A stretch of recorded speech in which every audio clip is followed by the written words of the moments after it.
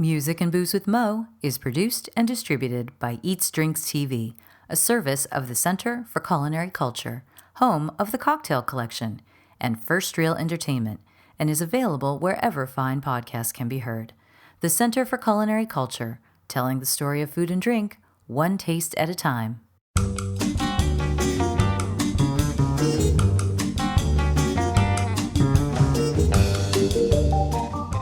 Welcome to Music and Booze with Mo.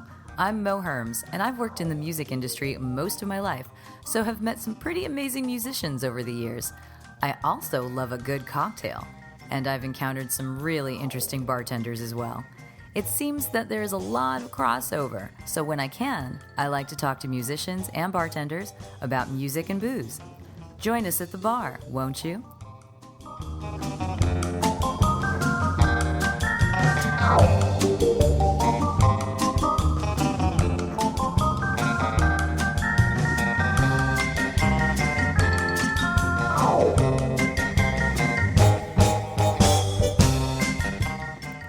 Music and Booze with Mo is brought to you by Barkeeper, a head shop for cocktail lovers, located at 614 North Hoover Street in Silver Lake, Los Angeles. Stop by for barware, vintage glassware, a carefully curated collection of spirits, and one of the most impressive selections of bitters anywhere.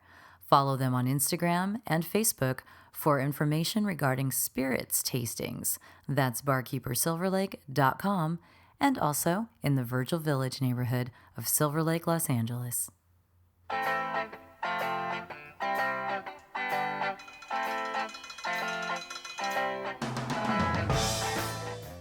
On this episode, I'm talking to Abby Ehmann, who is the owner and bartender at Lucky in the East Village in New York City. This place is a self-proclaimed dive bar for grown-ups. That is so my vibe, and just has a lot of community action going on. This is a true neighborhood bar. Abby's lived in the East Village for a long time, and this bar, the music there, the vibe, everything just encompasses all things East Village going back decades. So you can go there and, remember parties that happened, 20 years ago, or bars that no longer exist, while still staying current and having fun and meeting new people at Lucky. So we're going to talk about, crafting a fun experience, for a neighborhood, and then also for anyone who wants to be in the neighborhood in the moment, that kind of thing. It's great. I loved the community chat here with Abby, and I hope that you love it too. My name's Abby Ehmann. I live in the East Village in New York City, and my bar is Lucky. It's on Avenue B, just a few doors down from Tompkins Square Park. Tell me about your bar, because it looks dreamy to me. Well, when it was in the works, the mission statement, if you will, was that it was a dive bar for grown-ups. And when people are like, well, what does that mean? So, well, it's a glass of wine you won't spit out and a toilet afraid to sit down on. It's a little even nicer than that, but total neighborhood kind of place, people who come in every day, bartenders who are kind of snarky, been around the block, don't have much patience for anybody's bullshit. Oh, I love it so much, so much. So, when did you guys open? In 2016. Yeah, and were you in the bar world before that? I had bartended at a couple neighborhood dive bars. Yeah. The first place I ever bartended was at the Village Idiot, which wow. only lasted a month before I got fired, and with a 4-page letter that was supposedly written by the a bar owner, which I never believed because the guy could barely write his name. He was always so shit-faced. It was definitely his head bartender, who is one of the most evil people I've ever met, because she definitely could write 4 longhand pages of why I'm so terrible. But that bar was right next to another bar called Downtown Beirut. And that was still to this day is my favorite bar. Um, and I wound up bartending there. It was my neighborhood. Both of them were my neighborhood bars, but of course I preferred Beirut. It was the more punk rock one. Mhm. And when my favorite bartender from there retired, uh, she gave me a couple of her shifts, and it had Nice. so much character and super eclectic jukebox. I also have bartended at a place called the Double Down, which there's one in New York and one in Vegas. Vegas, I know the Vegas Also one pretty well. famous, Mhm. porn screening, Yeah, yeah, the ass fast juice. juice selling uh, dive bar. Always questionable, but always fun, Yes. that kind Oh, of thing. in their defense, the bathroom at Double Down's pretty clean, layers and layers and layers of graffiti and stickers Yeah. and shit. But they keep it pretty It's clean. not a train spotting toilet. Yeah, it's the patina of scum. It's not. Yeah. That's amazing. So did you find yourself bartending just because you were like in the neighborhood, this was a job you could get? Did you want to bartend? Everyone has a Well, I don't journey. certainly had always wanted to own a bar, but had a career of sorts, well, numerous careers. By the Mm. time I bought the bar, I'd had many. And the first bartending job at the Idiot was because I was literally sitting at that bar crying into the want ads because I hadn't worked for like a year. Oh And so he offered God. me a job. And, my month of experience got me into downtown Beirut, along with the recommendation from Carolyn. But yeah, I'd always wanted to own a bar, and my sister divorced very well, Oh. so she wound up with crap tons of money, and uh, and so I said, "Hey, you want to help me open a bar?" And she was like, "Sure," which Cool. led to me being the bar owner on Avenue B. That's amazing. I mean, the road to ownership is a tricky one. Financial one is, that's great if you have that in your corner, but of course there's a whole lot more, before you Yeah, get there. I So, mean, way more than I knew. yeah. I never even managed a bar, so I didn't really know what the fuck I was doing, honestly. So I've been learning on the job for 8.5 years now. Yeah, well, it all evolves. I think we all have to keep learning too, because the crowds Yes, change and then they go back. yes, It's yes, always these waves, right? who had a global pandemic on their bingo card? Oh, Certainly not me. same. We were open a year before that hit. And it was sort of like, oh, what can we do now? So that must have been a joy. What made you want to own a bar? Did you want to own a bar before you even started bartending? You just had that in your Yeah, mind? ever since I was in college, I just love hanging out in bars. I Yeah. love bar culture. I love um, that sort of family thing that happens. I know that somehow as along the lines has gotten to be verboten to say, "Oh, we're a family," but I always say I community. yeah, like, I well, mean, but I know what you mean. There is that camaraderie around it, yes, you and know. we all hung out at a bar in college that was it was owned by a family, and Oh, we all were there all the time, and it felt super local, and yeah. yeah, I so mean, there's truth to that where everybody knows your name thing. I mean, yes, that's to me, yes, that's one of the reasons why I wanted to have a bar too, was I wanted to have a place. Sure, there's going to be people who come in and out. I'm in downtown LA. You're in New York City. There's people who come and go, who pass by, stop in for a drink. You get your regulars. But for the people who come on by and then the regulars who are there, you want to cultivate that same vibe, right? So everyone they feel welcome when they come in, yeah, and the people regardless. who but like we wind for some reason we wind up with tourists, and we're so off the beaten path. Like these people came in last week, they'd eaten lunch at Katz's and somehow wound up in my bar, and I'm like, you needed to pass by. I'm not joking, 50 bars Yeah. between Katz's and me. So I don't know how you found us, and they were having such a lovely time. And they were amazing, amazing people. So when you were in college, what was it, just that you just loved hanging out at bars so much you're like, this is my end goal. One day I'm going to get here. Well, it seemed Right. sort of pie in the sky, honestly. Like I was a art/journalism major, and I was going to be a professional, and I didn't have any experience in bars, and I just over time thought, wouldn't it be fun? And when I wound up bartending, I'm like, well, if I can bartend, I can own a bar, right? It was definitely blindly stumbling into it. And, unless it actually is brain surgery or rocket science, it isn't rocket science or brain surgery. So, you know, there's only so many things you can fuck up. And I've fucked them all, by the way. But, it's not that hard. It's not that hard. Well, I guess It's a it is. lot of work.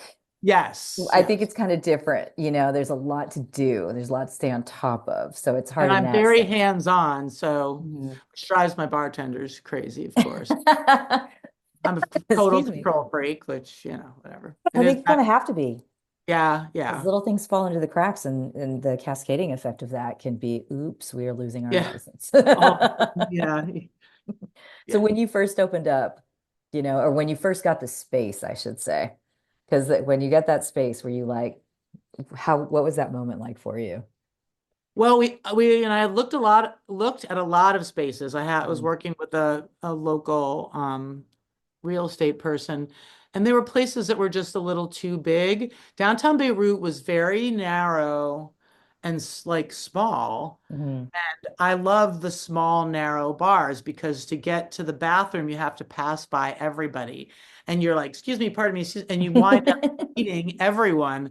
And as my father used to call singles bars body exchanges, like, back when you're of the age where you're trying to get laid left and Yeah. that ship has certainly sailed. Um, ain't nobody interested. But Yeah, there's you a phase know, where we age just out. like smelling each other's pheromones with that close contact, you're like Mhm. rubbing up against everybody. You get lucky faster. I've never thought about it that way, but you are not wrong. No. Yeah. And That's brushing up against people, you're just like, well, hello, it's true. You do kind of walk by, you bump into people like, whoops, hey, sorry. And then when you come back through and you have to crash into them again, you're like, well, I guess we're friends now, Yeah, and That's hours awesome. later, you're taking them home. Well, some folks, if they had a goal, I'm usually like Yes. cool to sit there and have an awesome conversation about music with somebody or something. And that's actually where your jukebox comes in, because I would be, I'm one of those people. I just recently went to like a pop-up, and everyone, like, songs kept coming on, and I'm like, and it was a very like curated playlist. I could tell it was kind of a tiki pop-up in a different place that wasn't a tiki place in LA. So it had this mix of sort of exotica, but then also like instrumental Latin music that was more upbeat. And I forget that there was just these kind of surf things that popped up. Whatever it was very specific, but it was so well done. And these songs kept popping up. I'm like, what is this song? This is a cool song. And at the end of the night, I had to go up to the bartender and say, did you make this playlist? Who did this for you? She's like, oh, yeah, it's just one of my playlists. I'm like, oh, I need to steal it from you. It was so fun to listen to tonight, and it definitely kept me there. So you sent me like photo after photo after photo of your jukebox, over at Lucky, which sounds like it's a thing to behold. So how did Yes. how did this jukebox become what it is? Well, it definitely has been a labor of love, mostly because the machine itself is an anachronism. It breaks Uh, all the time, and I they was going come to in. say, do you have your own repair person for that? Because they're getting few and far between to find those I folks. don't own the jukebox. Oh, The wow. entertainment company, they do ATMs and pool tables Oh, and wow. boxes. And so they fix it. And they come and they'll give me a rehabbed whatever needs to, CD player, but nobody's making any of this stuff new. So Yeah, a yeah. little problematic, but like the whole idea of like a touch tones jukebox is so horrifying to I me. know. I know. You can walk in and change the old lady bar to a rap bar or a bro Totally. bar. Like it's just there's no personality to the bar. Yeah, those who work at the bar need to stay in control of the music of the bar to retain the personality of the bar. Yes, it has to, if you want the Mhm. bar to have a Yeah, personality, you yeah. have to have control over it. So I definitely, I tracked down the company and got the jukebox, and we burned all these CDs. I got in touch with people. Like the first order of business was to recreate the jukebox from downtown Beirut because it had everything from Summer Wind to Petula Clark's Downtown to Sir with Love and the Ah, Ramones and, Touch Me, I'm Sick. And it yes. was an old I jukebox love that had that song. almost all 45s, except for there were like a few CDs, and it was, Sodomy Rum and the Lash by the Pogues and the Nirvana's, Yeah, big, whatever, yeah, whichever. the first one. And I think, so those were the only things that they really allowed to change. Although I remember finding I Think I Love You by the The Partridge Partridge Family Family. and giving that 45 to Carolyn, and she had that put on That's the jukebox. perfect. So I did as best as I could to recreate that jukebox. And so there are 6 CDs that do that mostly. Mhm. And then there was another super notorious dive bar in the neighborhood called the Mars Bar, and I had someone recreate, that jukebox with 4 more CDs. Wow. We had 2 CDs that recreated um, the Village Idiot. So it's like old Hank Williams and like David Allan Coe and whatnot. Mhm. And and then we there were parties that are no longer around, like Motherfucker and Green Door, and a couple that I used to throw. One was called Kitchen and one was called Click and Drag. So I got the DJs from those parties to make me mix CDs. Mhm. And we had, like Clit Club and Dick's Bar, and like there was a place called Lakeside Lounge that was almost like 2 doors down from where I am. And that was sort of like blues and R&B. The I don't know if you've ever heard of The Hound. He had a Mhm. radio show. So that was his bar, Mhm. and he had live music as well. And so we did 3 CDs that replicated that jukebox. And I have a friend who is an A&R guy, and so he made me some mixes, and he said, "These are the bands I signed when I was on Coke. These are the bands I signed when I was on speed, and these are the bands I signed when I was drinking." And then we did like I did Oh like my, I love that so much. Like New York themed CDs and Lucky themed CDs.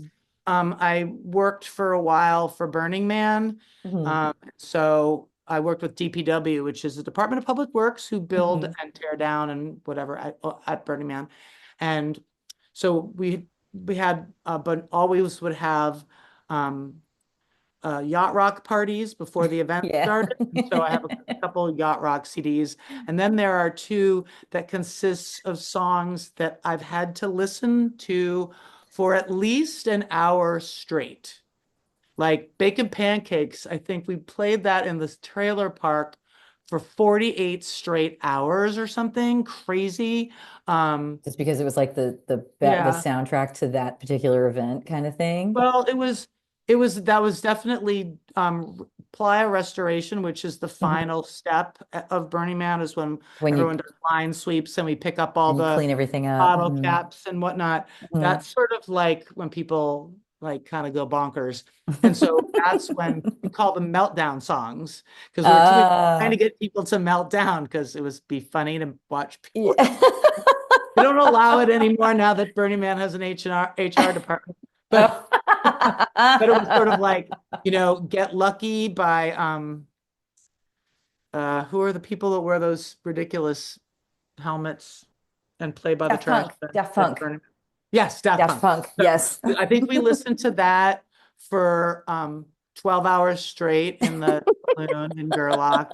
Um, the Oh my gosh. Ghostbusters theme, like while on the lines out in the dust, Uh, picking up the bottle caps and cigarette butts, having to listen to the Ghostbusters themes for 3 hours. It's I'm just trying to, okay, so when I worked in radio, we basically were listening to the radio station all day. It was like little speakers on our phones because it's the 90s, right? So it was like our phones had like intercoms and you could like, it was tuned to the station.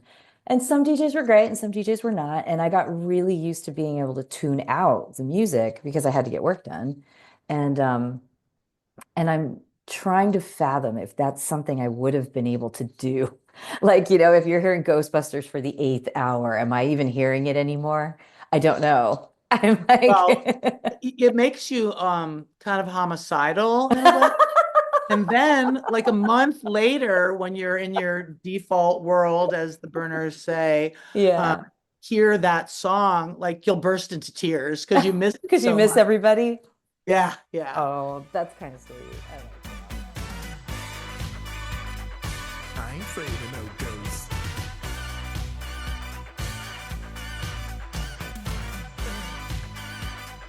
I ain't afraid of no ghosts. Who you gonna call? This jukebox sounds incredible. It sounds like such an ode to New York. I mean, like the scene past and present, really. So, I mean, Yeah. when you And it's guys, all stuff that everyone likes yeah, um, or loves, depending on it. And people will be like, "Oh my God, this song!"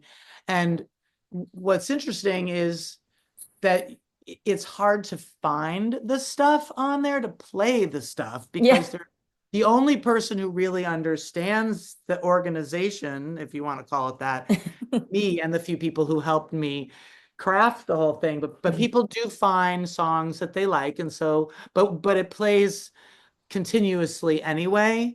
yeah. So So it'll just shuffle unless on you its put own. money in, it'll play and it just Yeah. plays at random. And to all of a sudden be sitting in a bar full of people and the theme from Greatest American Hero comes on and the whole Oh, starts singing. I absolutely would. It's just that's when it's probably the most when owning a bar is the most gratifying, when everyone is just unified in their love and singing. I Yeah, love a sing along. I'm not really absolutely. into karaoke, but I love a sing along. I am also not really into karaoke, but at my bar currently, we're doing it for 2 nights because it's really, for some reason, right now, it's a thing here again. And I also live in an area called Little Tokyo, so there are places that just have their own rooms and stuff. So on our weeknights when it's not crazy busy, we started doing that. And I went with a friend, and he was like, "Oh, I don't think I've seen you do karaoke." I'm all just because I always try to figure out what song to do, and I lock myself out of it almost by saying it's got to be short because don't want to torture everybody with whatever I'm going to do for more than 2.5 minutes. Um, and it's got to be in my vocal range, and it's got to be fun for everyone in the bar. That's always what I think. It's got to be fun for everyone in the bar, and if they can sing along, even better. But it's got Yes, to be yes. something when it starts that people go, "Oh, yeah!" Like the friend I was with, who's this much older Filipino guy with this very soft falsetto, loves to sing like Motown. He decided to sing a Rihanna song. And when it was a ballad of hers, and when it started, there were girls scattered around the bar who were all like, "Oh, this song's gonna make me cry!" Like they're immediately reacting. And I was like, "Oh, this is not gonna fly because it's like too depressing." But these girls were all gathered around him, like singing with him, and he's this little short in his 70s, like singing this song, and I'm all right, he figured this out. He had a whole backup band. Totally, he's gonna get some Backup numbers. singers. We did an event across the street at the sober bar Mhm. where it was going to be like we advertised it as a sing along and it Yeah. was also a contest and whoever chose the song that the most people sang along to won. Ooh. And it turned out actually to be the person who was, DJing. Uh-huh. And you can believe it, this was in April and he played All I Want for Christmas Is You by Mariah Carey. And he had jingle bells for everyone to shake, and everyone went ape shit I because love it. when Oh my it's God. December, you're like, "Where's the plug that I can I pull?" know, totally. Whoever is playing this song, but in April, everyone was so into it, and it was adorable. We're People were probably like, going to need it again, like come March or something like that, because "Yes, we're going well, into politically dark times. We're going to need some joy like that. That's Well, we have a Christmas sing along coming up, and oh, that's he's bringing brilliant. his jingle bells. We do live music on Sundays at Mhm, Lucky, mhm. and the night of the local, like in Tompkins Square Park, we do an annual tree lighting. Oh, And the night of cool. the tree lighting, we're going to do a guy who's going to play the piano and do like all the classics. And then my friend is going to take over and DJ, and it'll be like a sing along as the after Awesome. party to the tree lighting. Yeah, we did that our first Christmas. We did something similar in that we had a friend who brought in his little keyboard and he played the whole Peanuts Christmas album. Oh, And how did that kind of early in adorable. the night. And one of my partners, she loves to bake. I have to qualify bake treats because sometimes I'm like, oh, she's a total baker, and they're like, oh, she's stoner, huh? I'm like, well, that too, but she loves to make cookies for people. So she actually made a whole set up a whole table of treats for people to come, and we made these hot cocoa chartreuse back when chartreuse was still not ridiculously expensive, hot chocolate and chartreuse to go with your treats, and have and listen to the Peanuts album. And then after that we had a DJ. So something similar. And it was so nice. That That's sounds very festive. in LA, that's about as Christmassy as you can get. We're like, oh, it's 60 degrees outside. Oh no. Weather outside is It's beautiful. fine, actually. So I want to ask, since your place is in the East Village, and the East Village to me is one of these areas of the world that's always been synonymous with music and booze, and you've been there for quite some time. So, I mean, obviously, all those the jukeboxes the CDs that you've talked about mixing for your jukebox reflect that very much. I mean, how has that how did that shape you and what you were doing just living in that area for so long? Well, I mean, the whole jukebox is an homage to the neighborhood Yeah. and to the history of it. Um, and like we have one CD that's all people who come to the bar, like regulars who come to Oh, the bar that's who have been in awesome. bands. Mhm. So, they get to hear themselves on the jukebox. And obviously, you can't live in the East Village without knowing a million people who are in bands. Mhm. Mhm. And some of whom have gone on to be, pretty famous, and Mhm. some not so much. Yeah. But, everybody's little brush with fame. We have a couple, like, there was a club called the Continental Mhm. or Continental Divide. I think it was changed names, or they added Continental Divide, or it Mhm. was Continental Divide and then they took Divide off. But like Iggy Pop played there and stuff, sort of like the hush hush, under the radar kind of show. Yeah, yeah. I have a couple of like bands live at the Continental. Oh, So cool. that's also, very of the neighborhood. Mhm. And Steve Blush had a mix CD, and that's on there. I would call those, we have a couple that I would call commercial CDs, Yeah. and those aren't exactly as commercial as like best of, Yeah, yeah. Nick Cave, which is also on there, or like the Natural Born Killers soundtrack. I don't even know where that came from. I think I found it in my building's free box. Might be kind of cool. And there's actual dialogue. So all of a sudden you're sitting in the bar and, why are you gonna kill my parents with me? And whatever that, Julianne Lewis or whatever her name is was screaming at him. Imagine if you had like the Sid and Nancy soundtrack in there and that Yeah. popped up. It would Like, just be that's the like, that's the worst head I ever had. Next yeah. time, don't be so fucking eager. Everybody needs that screaming out of their jukebox, right?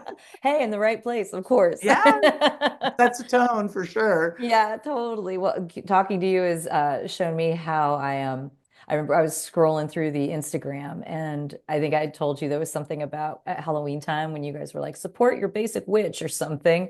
Like it was like bring all the witches here. And I was all, I love this place. I can already tell. This is so our vibe. So Yes. I love all the personality and that you guys have plugged into that. I mean, it comes from the top. You guys obviously you've created your community. Yes. You And know? I mean, the people who work there are all like, um, Zero, her band is on the jukebox.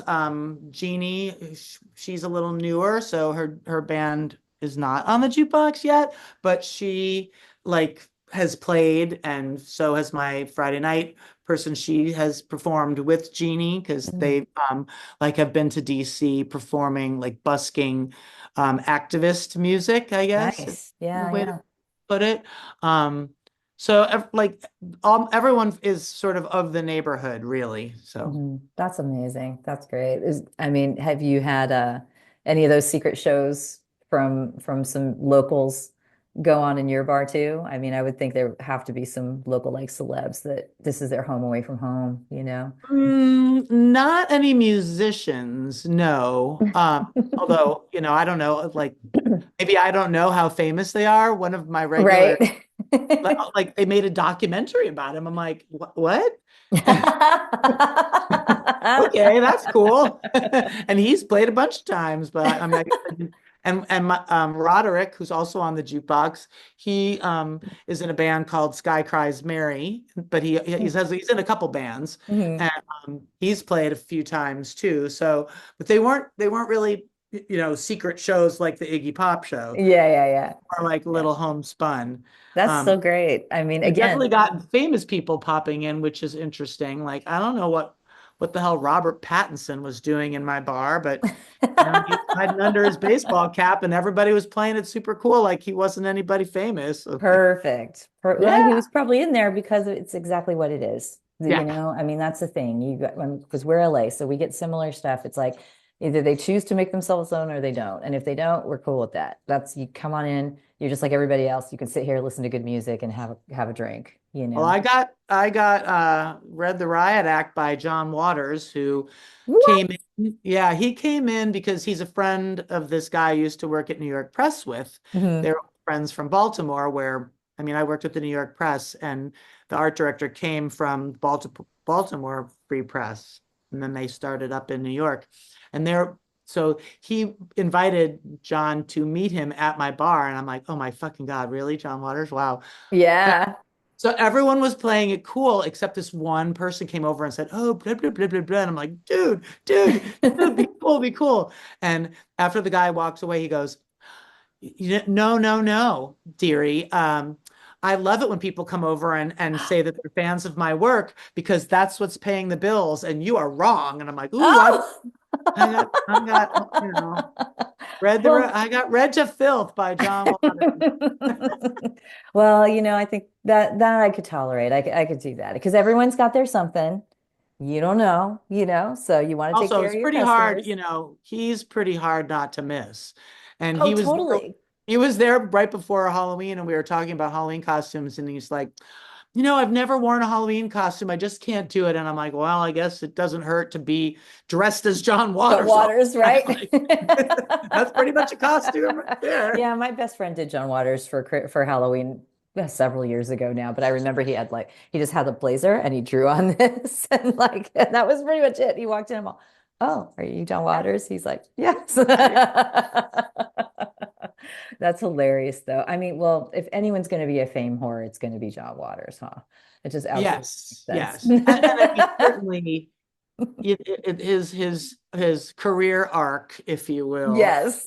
would never, in the beginning, who would have thought a filmmaker that has people, eating Eating dog shit dog on the shit. screen Yeah. was gonna like make it to the big leagues. So good for him that he appreciates the fame. I So have a friend who said this when we were much younger, when there were girls around us who were like, "I'm never going to find a date." And she's like, a big tattooed punk rock girl. And she's like, "You know what? Everybody's got their fan club. You just have to find yours." Yeah, I remember her saying that. And I just took that, I was just like, it's true. It's kind of like a friend of mine phrased it as everything's porn. yes, yes. Well, that was one of my Everybody, that right. was one of my previous incarnations. I worked at Penthouse Forum and Oh, in and your wrote porn journalism. video reviews. Yep. So yeah, I used to go to the AVN Awards in Las Vegas every year, and Oh, yes, I've seen that. Oh, that was Lord. quite the thing That is before a the thing. internet ruined porn. That's amazing. So, well, it sounds like it's a lot of hard work at your bar, but also that it's a lot of fun. Yeah, I mean it's the most gratifying thing. Although, writing those porn reviews and sex toy reviews is pretty rewarding, but I bet nothing it's has probably been interesting too. as rewarding as owning a bar. Owning a It's, bar. people are like, "Oh my God, we love this bar. Thank you so much for providing us with a clubhouse." So, Oh, totally. Clubhouse is like the word. I mean, yeah. One of my locals is it's a tiki bar that's been open since 1961 and family owned and operated. They hired their first non-family employee, I think it was maybe about 8 years ago. So Oh my they gosh. had to disallow smoking because it was grandfathered in California. If it was still run by the family, people could still smoke in Ah, there. And so wow. the owner is a cigar guy. So I would go there and I'd be there like one drink and I'd have to go because it was so tiny. I think it only holds like 40 people or something. It's a very small hut. And that place, the regulars call it their clubhouse, and I realize a regular, I've been going there for like 20 years, and met my husband, soon to be ex-husband there. But it's just those places are special, special places. So, good on you for creating that, in a place like New York. That's brilliant. I love it. I love it so much. So let me ask you one more question. I can let you get back to your day and your puppy. If you are having downtime ever, you're sitting there, you're slowed down, you're chilling out. What are you drinking? What are you listening to? Um, at home? Oh, wherever. If you're chilling, how about if you're chilling at the bar? Say you actually have downtime at the bar. I listen to really just whatever comes on. Obviously, I love almost everything on there, because you know it's a reflection of me and my past, with the possible exception of the crowdsourced worst songs ever. Um, which was an interesting exercise because for every song that someone would say, "Oh, you got to put, MacArthur Park. I hate that song," and then someone else would be like, "But I But love I that love that song." song. Yep. And the idea was to give the bartenders something to hit the skip button. Like, I hate the song Muskrat Love so much. Oh. And I hate Susu Studio so much. So those are my two that I'm like, I can't get to the skip button fast enough. So I list whatever comes on it's really good to be in there by myself when Yeah. it's slow and I'm setting up, because even if I come to work in a shitty mood, everything puts me in a Aw. better mood. I was going to And say, does anything stand out? But it sounds like maybe not, but I don't know if a yeah, couple I mean, songs kind of leap I out at like you. this. I'm a sucker for sugary 70s top 10, like That's why that 1970, Partridge Family hit you. 1971, yeah, Partridge Family, Bobby Sherman, all the Archies, the Hmm. Osmonds, all super corny, all I the way love through it. Bay City Rollers, anything that's just The one hit Monkees. wonder, just goofy, Indiana Wants Me. Like, I just love all of that. I really love, lyrics. I'm really into Yeah. lyrics. Like, I don't Well, you care. were talking about the sing-alongs, and those songs are some of the best Yes, sing-alongs. I mean, like absolutely. you said, Bay City Rollers, and what came to my mind? Right, SATURDAY. right. Hey, Yeah, yeah. there. And what you will find me drinking is PBR. I can have anything I want in the whole bar, and I drink PBR. Of course. It's like comfort food, right? I mean, Yeah, yeah. I'm a cheap date, and not really strong. It's just I like beer flavored beer. So, Mhm. if not PBR, a Lone Star, or, just American or Mexican Perfect. trashy beer. Perfect. I love it. Okay. Well, thank you so much. I'm gonna, Thank if you don't you. mind, rattle off the Instagram for Lucky if you remember. I said We it are earlier. luckyonbee.com. We are Lucky on Bee on Instagram, and we are Lucky on Bee also, I think, on Facebook. It's sort of all the Look at same. it. But it's all we are lucky on B. No, just Just, Lucky on oh, Bee. we are lucky on Oh, B. yeah, no luck. No, we are. Okay, I was like, That's is the to whole find thing. us. Yes, Lucky on B. Okay, perfect. Perfect. because we are on Avenue B. Excellent.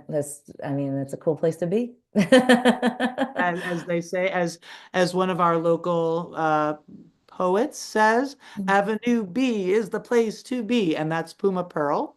Look her. Yes, I will. Thank you. Don't go away. SATURDAY, night. SATURDAY, night. SATURDAY, night. SATURDAY, night. Gonna keep on dancing to the rock and roll on Saturday night, dancing to the rhythm with a heart. I've always loved the East Village, and Abby has just given me another reason to love the East Village. I can't wait to go there and, I don't know, find my way through that massive jukebox selection. It's going to be a good time, and I'm going to have a nice drink while I do it. Thank you, Abby, so much for sharing all of that history and love of music and just good times with us. This is truly a place that I can't wait to sit at the bar at and just kind of hang out and, I don't know, bump into people on the way to the bathroom. Again, go find the various social media at Lucky on B, and there is a glorious playlist that Abby put together for us that you can find over on the Music and Booze with Mo Spotify page, so check that out too. Music and Booze with Mo is brought to you by The Mermaid, a cozy neighborhood bar with an aquatic flair in the Little Tokyo area of downtown LA. Open 7 days a week, featuring tropical cocktails and snacks, The Mermaid also has a daily happy hour from 5 to 8 p.m. Follow The Mermaid on Instagram at TheMermaidLA to hear about upcoming events and check them out at TheMermaidLA.com. Head to 428 East 2nd Street, Los Angeles for a drink. Thank you for tuning in to our barroom chats on Music and Booze with Mo. For more info about today's guest, or if you want to connect with me, check out my Facebook page, Mo Herms. Please subscribe to the podcast and feel free to tell all your friends about it. While you're there, give the show a rating and a review. It really helps to get the word out. If you want to hear the playlists our guests have curated, search She Be Mo on Spotify, SHEBMO. Find pictures of the interviewees and the cool stuff they create on the Music and Booze with Mo Instagram account. Lower your expectations and join us at the bar. Till next time, cheers.